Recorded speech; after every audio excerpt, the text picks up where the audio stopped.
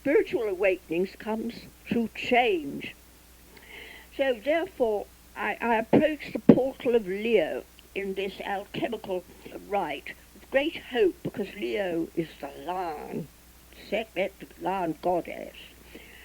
So we enter the temple of alchemy once again. This is the golden rule, it's called, this ceremony. And I like this one. The golden rule is to face truth with courage. The priestess alchemist is all in her robes, and she's addressing our friends, the twin apprentices, Aidan and Elaine. To learn to follow the path of wisdom, we need to listen to the inner teachings of the maker Zoroaster of ancient Persia.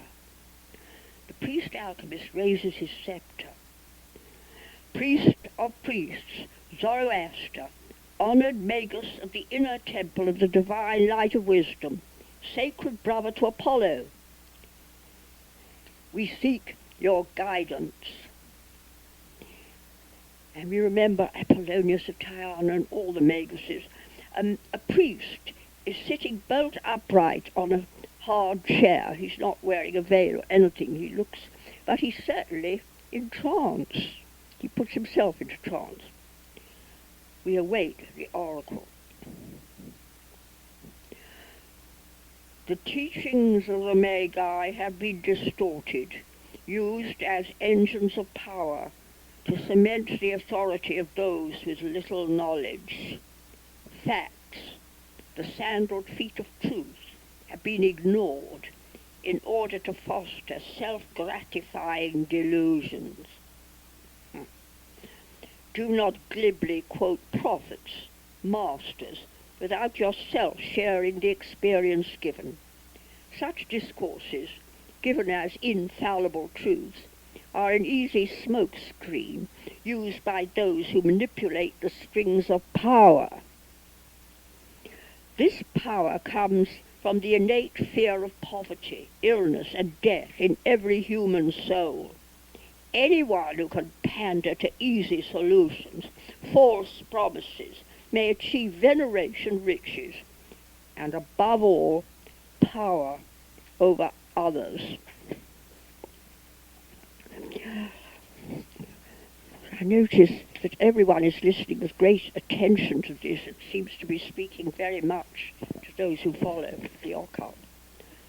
The path of wisdom is only to accept some truth if you yourself in your heart and your mind know this to be true. Within every creature is a guiding light, whether this be the instinct of migrating birds, the pollen-seeking bees, or the orbits of planets. So my counsel is to follow your own star, but keep in mind that there are myriads of stars, or else you too may lose yourself in soul-destroying delusions. Thus speaks the magus Zoroaster. The priestess alchemist speaks. Thanks are given to the magus for his unexpected oracle. Zoroaster speaks, as does Apollonius of Tyana, Akhenaten, Merlin, Imogen, Taliesin. His words tell us to look within. The priest alchemist seriously addresses Elaine. Elaine, you regard yourself as a lawless one who defends victims against the abusive laws of establishments, whether these be religious or political. You need to understand divine law, which underlines earthly mandates. Are you willing to undergo the initiation of the supreme ruler of Leo, the constellation of the Sphinx? Elaine replied, I agree. Someone must challenge the supreme ruler, whoever this is. This will be just what I want to do. The priestess Hierophant smiles. She shows a tarot card to the Marcel deck. This is your emblem for this venture. Describe it. Elaine holds the card. Just what I expected. It shows the Pope. He's an old man, of course, with a white beard, wearing the triple crown of rulership over hell, earth, and heaven, the patriarch. His right glove bears a four-pointed cross, and he holds a sceptre topped with a hexagram. Two lunar acolytes are before him. I notice a mysterious third priest shows just one arm. Behind him are two pillars. Priestess Karen, you have prepared yourself well, as ever. Enter trance now, setting aside your overactive mind, that you may enter the portal of Leo. Elaine, we shall be with you, but not help you. You would not expect it. Elaine is obviously making an effort to overcome her antagonism to the tarot card of the Pope or any male ruler. She shakes her head a bit.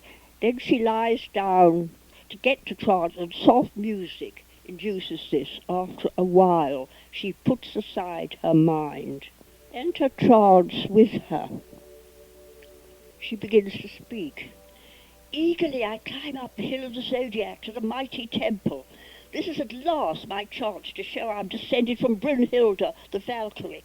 I can war with the gods, by time too. I enter the temple and pay respects to the central fire of the goddess Vesta. Imagine a beautiful altar with the eternal flame of life of Vesta. Turning aside, I find the flamboyant portal of Leo. One could hardly miss it. It is shining gold with a naked lion goddess on the left side, and a luminous figure of Akhenaten, surrounded by rays of light on the right, each ray with a little hand on the end. I like that.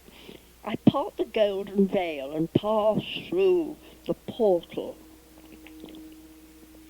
I find myself in the very environment I've been so suspicious of. It's ideal. It is so absolutely beautiful. What is remarkable is that I feel inside the planet, inside, not on the surface. The light of this planet is milky in colour, gentle and all-pervading. It does not drain colour from the silks around us, but rather draws out the colours. There is no visible source of light, no sun nor moon, which is very restful for the eye. Be with her and imagine this place. Also, what is peculiarly delightful is soft music, and this is ideal, because I only hear the music when I wish for it. If I send forth a message, silence, there is silence. The people are beautiful, of various colours from indigo to pale blonde. Some are tall, some short, but all look in perfect health. This is clearly a heaven of some sort. I do wish for more information. My request is heard. A slender priest with shaven head and pale ochre robe stands by me. I note his bare head, as everyone else's luxuriant long hair. I find myself asking the obvious. What date is it? Where are we? He answers telepathically. You and I are from a different place, and we both have a different date. This civilization of Mazda, the light, or Aten, belongs to a remote period of time before your solar system has its present form. What is your date, I ask? He replies, I belong to time eternal. I am from all space. Curiously, I feel deeply at home with this priest, as if he were my father. There's something I don't like here, I said. I can't put my finger on it. Something is missing. It's perfect. But I should miss all my odd-bod friends. Also, these animals are perfect pedigree furry pets. I like warthogs, because they're so ugly and wild. The priest answers me seriously. Some call this moon Valhalla, Hall of the Valiant, Brunhilde the Valkyrie. To many it is a new Jerusalem. It was created by the perilous use of the inner fire of the home planet. I will show you who created the heaven. And from where? He took me to a mighty dome which opened upon the surface of this globe. I got a shock. Below us was a huge, dark planet that looked menacing, too big and too near. Surely no one's there now, I asked. On the contrary, he says, below dwell the followers of the dark goddess Anahita. Some call her Kali, and others Alat. This place is named Tiamat. The inhabitants are in biological form, and there are plenty of them. They are a violent race. Indeed, it was to escape the tyranny of reproduction, of physical form, that the followers of Marduk, god of light, created the satellite. It is joined by a rainbow bridge of magnetic force. By command of Marduk, his followers left behind all unhealthy people, any with criminal tendencies and eccentric ways. Even discrimination was used as to the animals brought to the satellite. The legend of Noah's Ark comes from this. Only healthy, useful, attractive creatures of mouse are here. The rest of the Anahita dwell below, preying on each other, red in tooth and claw. How do these folk up here survive if they are so chaste? I mean, the holy lot up there. By their astonishing scientific expertise, replies the priest, genetically they are able to reproduce themselves in desirable mind and form in a laboratory. Any offspring not deemed appropriate are eliminated. They have a powerful scientific priesthood, well versed in genetics, and in the hygienic elimination of the unfit. Oh! Let me go below, I cry, suddenly with a surge of emotion. I hate this horrible heaven. There is a swirling motion and a terrible roaring. I find myself thrown like a meteor, down and down, until I reach the surface of the dark planet.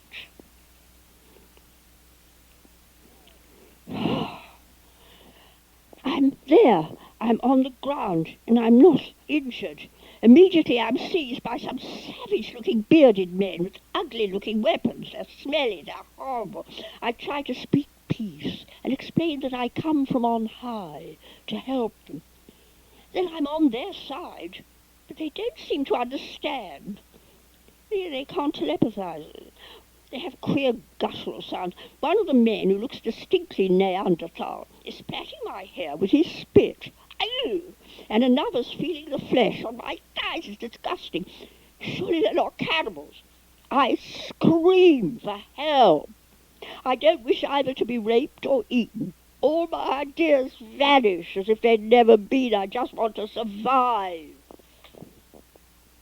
Heavens! Suddenly, I'm safe. I'm in the arms of the priest, like a small child. Just in time, milady says, my dear daughter.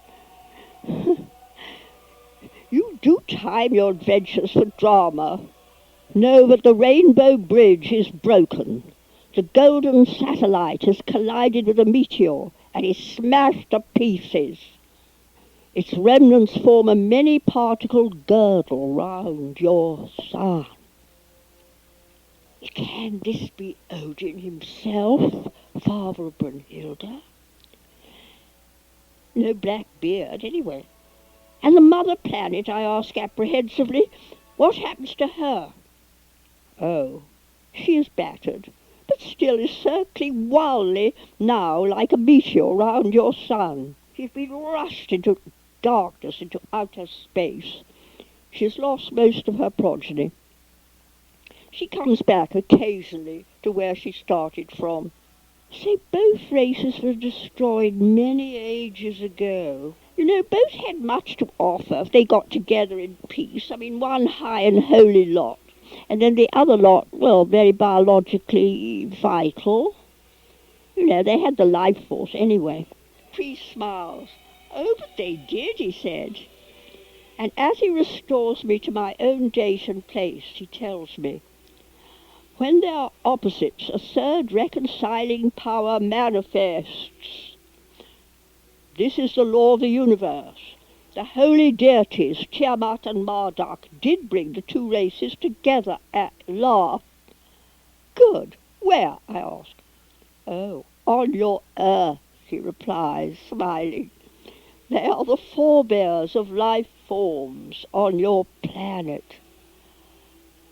As I find myself recovering from trance, I don't want to lose the priest, for he has reconciled two peoples. Who are you, I ask. I hear his voice far away from all space and all time. I am Zoroaster. Elaine takes a long time to turn from trance, as she wishes to learn more from the priest. Who was he? Odin? Zoroaster? Akhenaten? Who? She has won her degree, as she has faced unpleasant truth, the fragility of her ideals. Reports are shared and prayers for wisdom sent forth, wisdom that contains both love and truth. Thanks are given to the deathless deities.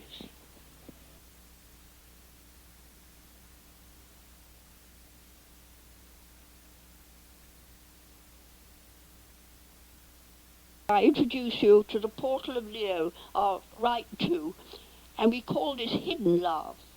This love flees from the mighty. She makes her abode with the humble. So we're back in the Temple of Alchemy, and the priest alchemist addresses the twins, Aidan and Elaine. Love is a rambling rose that finds her place in every heart throughout the universe, yet she hides herself from those who would possess her, and opens her heart to the humble. To win the priceless treasure of love, we need to invoke the aid of the goddess of earth, the lion-headed Alat of Babylon. The priestess alchemist faces a priestess in trance, wearing orange-coloured robes. She raises her sceptre. Mighty are the mothers adored as Kali, Pele, Proserpina, and Frigga. But none are greater nor more hidden than thou, Alat of the lion's head, whose steps shake the earth. You know the secret of every heart in the depths of earth. Help us to find love and to hold it. We wait. The oracle was all. No true mother wishes to hold her children to her and so stunt their growth. A wise mother desires each of her offspring to show forth their original selves. Why the cosmic mothers conceal themselves is so that their progeny may people planets and attain their solar bodies. Deep within the recesses of my heart is a living fire that is attuned to the fires within all that is. This living network of flame pervades the cosmos wherever there is matter. But know that the living flames that show forth as great suns yet emerge from the solemn darkness of the mothers of the abyss. This darkness fills struggling humanity with terror, yet is the refuge of victims fleeing from those who hurt them. It hides those who suffer torment, and finally provides the enfolding darkness of death. Death leads to a greater sphere of being. The Heavenly Father inspires lives to evolve even through pain and wrongdoing. This must be, yet when a species expands to soul-destroying activities, I call these children home. Do not ignore the divine mothers. Come to me with good heart, and you will discover my love. But you will return to the mothers in any case. This is the law of nature, of your becoming. Priest Hierophant speaks. Alchemist speaks. We give thanks to the goddess Allah for her oracle. The priestess alchemist speaks to Aidan. You have heard the wisdom of Alat, the goddess of ancient Babylon. Are you willing to undergo the initiation of Tammuz, shepherd of the flocks, lover of the goddess of love and beauty, Ishtar? Of all the ancient myths, that of Ishtar Tammuz draws me most strongly. Yes, I will. So be it. Describe this tarot card. Aidan examines the card. Ah, La Force, 11 of the Marseille deck. I don't know any other pack that gets the picture correctly. This just depicts an enchantress who is not taming a lion. The lion is emerging from her own body. She's holding the lion's head upwards with its open jaws. The lion power is thus arising through her body and appears as the sun rays ascending from the crown of her head. It's right the way up. Her hat is shown as two horses in a figure of 8, one blue, one white. So the Western tradition also knows the Kundalini force, which they call the Melusina dragon, yin and yang. Priest alchemist, I see you are ready for your ordeal. You may enter trance. We shall be with you psychically, but may not help you. Aidan achieves trance easier than Elaine, so he lies down and off he goes. I climb up the hill to the Zodiac Temple. I almost run. I enter and honour the ever-living flame in the centre. As Elaine said, the portal of Leo in the southwest is easily found, but I notice that the figure of Nefertiti is with Akhenaten. I pass through the doorway, wondering what I'll find. Oh, what greets my eyes is a vast expanse of starry constellations. Indeed, these extend below my feet as I stand on a rock. I feel dizzy. I remember that Tammuz is shepherd of the starry flocks. This is them. I've never seen so much deep space. But, like Tammuz, I seek love, I seek Ishtar. She I know is Lady of 15, of the moon, and of the 8-pointed star. Below me is the moon, and her silvery feet are resting upon it. The whole divine figure is beginning to manifest in response to my prayer. Divine Ishtar, I pray, who are surrounded by your starry girdle, the Milky Way, come to me. I adore you from far away. I would reach you and hold you. I see your form arising from the depths of the seas of space.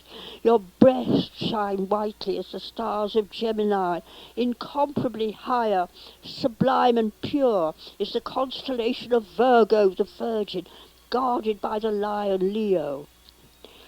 A veil hides your face. Through it I see the white star, spiker of Virgo, above your head.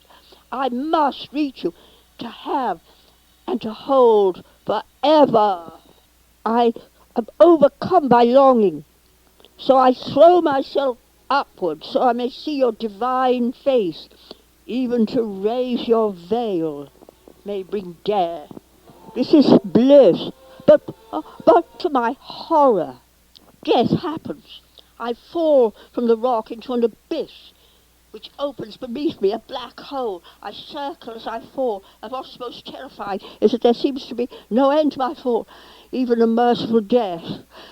I remember in some long distant past a prayer offered to the lion goddess Alat. Alat, in time of my death, be with me. Alat, save me. Alat, save me. Holy Mother, save me. Talk of the sublime to the ridiculous. I fall as a bump upon the earth floor as some sort of pub. Or may I dignify the place by calling it a tavern? Yes, this would do, because I'm in the Middle East. It's some sort of coffee shop. Then I really get a shock. There are bombs falling and people are huddled together here for shelter. It's not a pub, some sort of underground shelter. The air is thick with smoke and a few families are living here, or families. Then there is still further horror. There's a rumbling below us, an earth tremor. A hanging lamp is shaking to and fro. I hear weeping, and a woman is huddled in a corner trying to stem the blood pouring from her forearm. At once I managed to treat her and say, I'm a doctor. I don't know why I said that, but I want to explain why I began bandaging her arm. I'm accepted of this capacity, for I must look a stranger. Maybe it is the courageous playing of a flute by a boy seated on a bench by a fire, or the soft touch of the woman's cascading black hair. But I feel strangely drawn to her as she gazes into my eyes and thanks me for my help. The miracle happens. I've sought love all my life, but somehow it always dissolves. But this is different. I love. I know. I'm thinking about this woman and not me. And she is thinking of the people around us. Before she was wounded, she was giving them small loaves of bread. How amazing! Bombs are falling. Horrible. The earth is shaking. I'm stuck in an overcrowded refuge. And I'm more happy now than I've ever been in my life before. The woman suddenly smiles, and though she's not conventionally beautiful, she's lovely. And she says, I'm happy. Then to my alarm, I found I'd forgotten my name and who I am and where I come from. Why am I here? Premature dementia? Amnesia? What's happened? Alzheimer's? I asked the woman what's her name. She looks upset. It mustn't be that bomb, she says. I can't remember my name or where I'm from, or who I am. Perhaps I'm losing my mind with the bomb. Then I take courage and say, it doesn't matter. I like that flute music. I'm man of the flute, and you are giving bread. You're a woman who gives bread. We hold hands, and I say, I like this place with no windows and lots of people and danger. For me, with you, it's heaven. And she says, strange, I also like it. It's the best room in the world. Even if we die here, we'll be together. Then there's a shattering explosion, and part of the roof falls in. I clasp the woman in my arms. Suddenly light comes through the roof. An old woman towers over us, and she raises us to our feet. Know me as Alat, she says, ruler of these realms. You both have found love within my earth as man and woman. Now know yourselves and ascend to your starry spheres. You, my sister, are the goddess Ishtar of Virgo. You, my brother, are Tammuz, leader and Aries of the starry zodiac. I have my starry mansion within Leo the Lion.